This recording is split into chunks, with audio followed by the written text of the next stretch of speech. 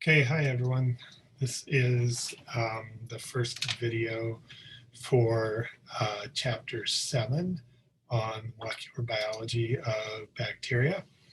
And we are going to do this in a couple parts. So this is for, this is for, this is for Tuesday, October 27th class.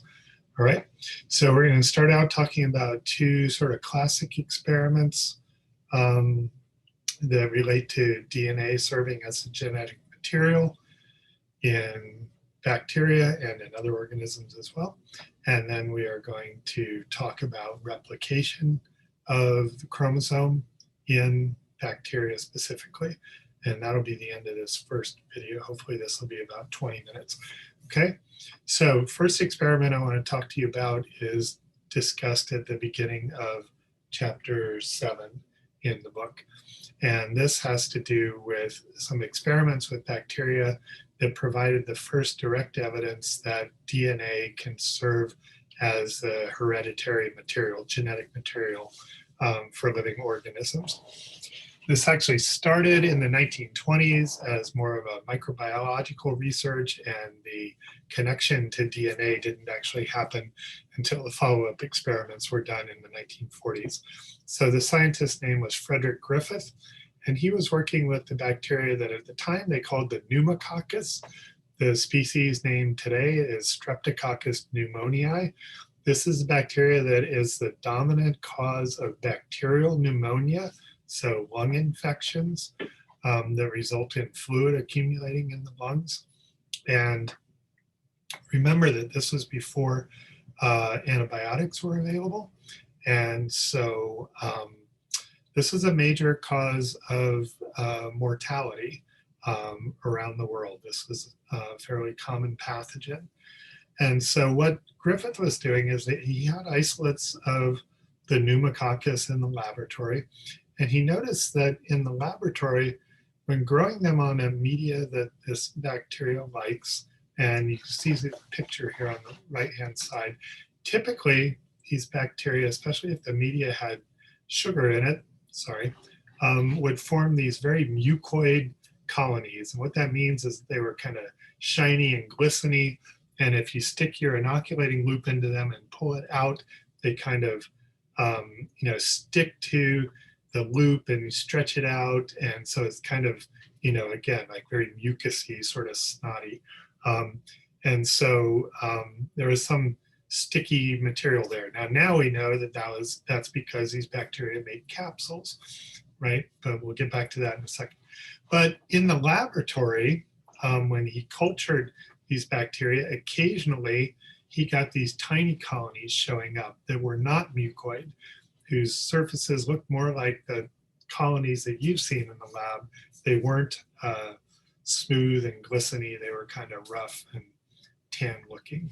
Okay, so he called these rough colonies, and these are smooth colonies. Now, the concept of mutations, etc., was not really well established then because genetics was in early stage. And in fact, there was no idea what the genetic material was or how it actually worked. Okay, so at any rate, occasionally you got these R colonies. Now, what Griffith knew is that when he injected these smooth bacteria into mice, they would kill the mice, right? Just like they were pathogenic in people, they could kill mice. But these rough bacteria, the rough pneumococci, would not kill the mice. Okay, so yeah, smooth and rough. Okay, so here's the initial experiment that was kind of suggested something really interesting was going on here. So when he took the smooth bacteria and killed them by heating them up, just like we were talking about in chapter 6, right? If you heat up bacteria beyond their ability to adapt to it, then they will die because things get denatured, right?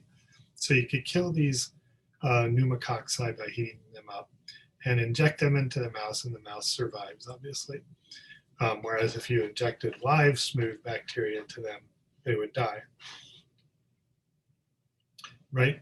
And of course, as I told you a second ago, if you inject live rough bacteria, then they would survive because the rough bacteria are no longer virulent, right? But when he mixed together um, live rough bacteria with dead heat-killed smooth bacteria and injected those into the mice, then eventually the mouse died, just like they would with virulent smooth bacteria. Now, it typically took longer, but the amazing thing then is if you took the mouse, the blood of the mice, and streaked them out on plates, then you got smooth bacteria back, right? So you had injected live rough bacteria and dead smooth bacteria, but when you took this dead mouse and took a blood specimen from them, you now got live smooth bacteria out. Not all of them were smooth. There was some live rough bacteria too, but somehow you had reconstituted smooth bacteria. Okay, so this was followed up on several years later in the 1940s by a team of scientists at the Rockefeller in New York City, Avery, McLeod, and McCarty. And what they wanted to know is, what is it about those smooth bacteria that transforms the rough bacteria back into smooth bacteria? Because remember, the smooth bacteria had been dead, okay? So they were trying to find what it was that could permanently convert these rough bacteria into smooth bacteria, because this had the traits of genetic material, right? And this was a hot debate in the 1940s. What is the actual genetic material that controls the traits of organisms? And these bacteria were a simple system for looking at that, right? So what these guys did is they took the dead heat-killed smooth bacteria and tried to separate them out into their constituent macromolecular parts, right? DNA, RNA, and proteins, and see what one of them, if any of them, could carry out this transformation process, right? And the paper itself is quite complex, how they purified the molecules and how they sort of figured out which one of them it actually was. But essentially, they showed that only the samples that had the DNA left in them, intact DNA left in them, could still transform rough bacteria into smooth bacteria. So DNA was the molecule that was responsible for that transformation, right? And so this is a little more detailed description of that experiment. And this is from your book. So I encourage you to read through this and make sure you understand this experiment, how they concluded that it was DNA that was responsible for that.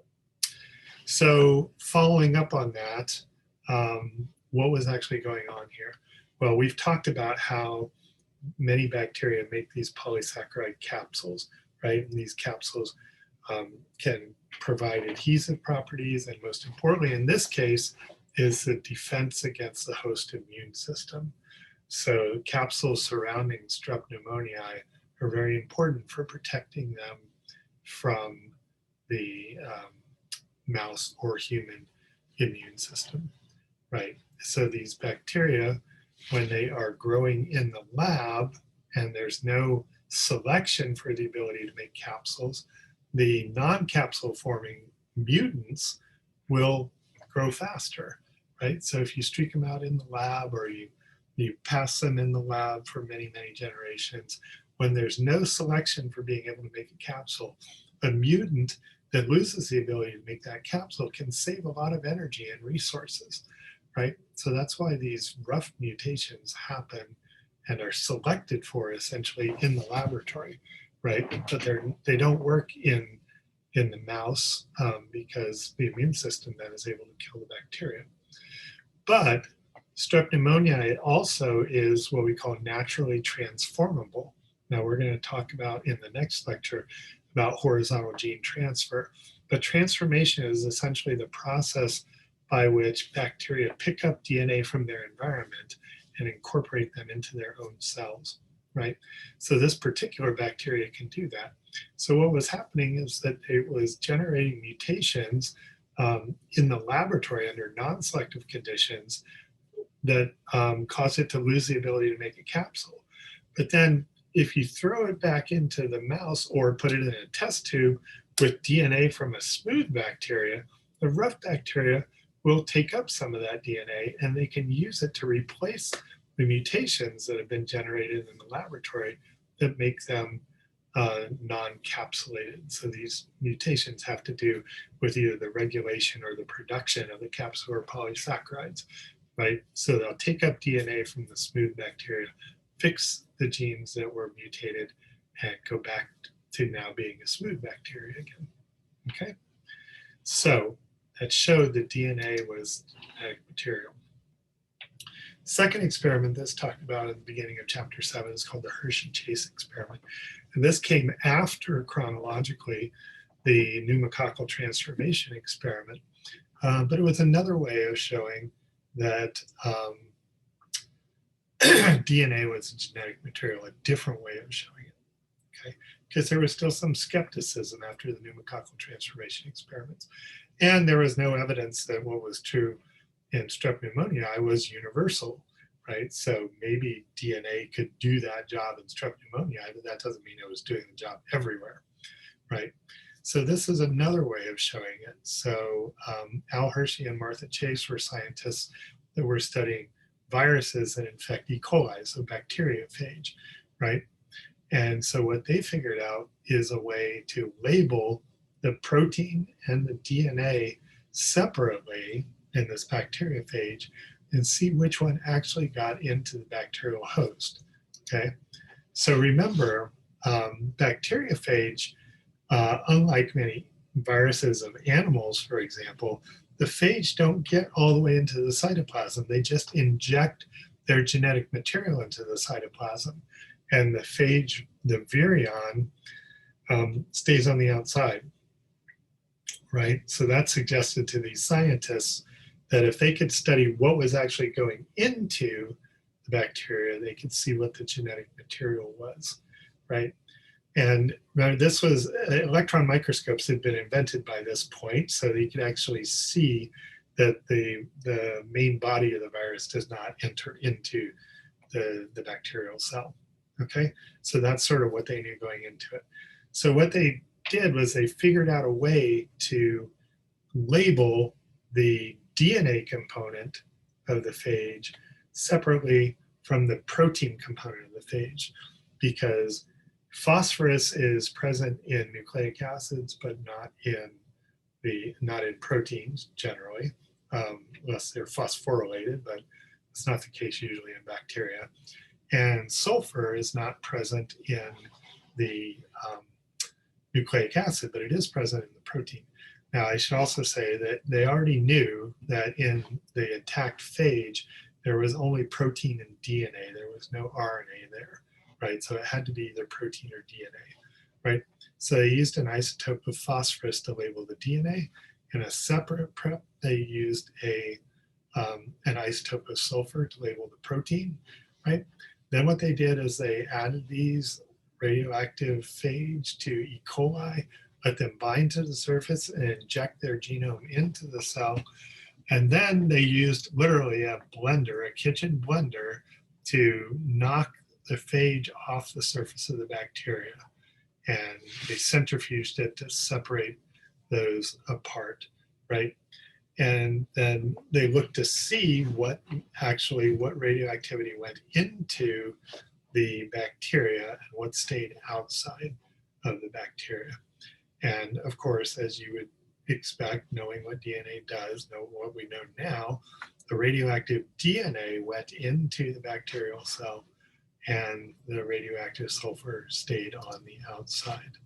And I'm going to go back here for just a second to make one more comment. Furthermore, when they let these bacteria go through the next round of production of phage T2, what they found is that next generation of phage had a little bit of the radioactive DNA in it, but the next round of phage had none of the radioactive protein in it, right?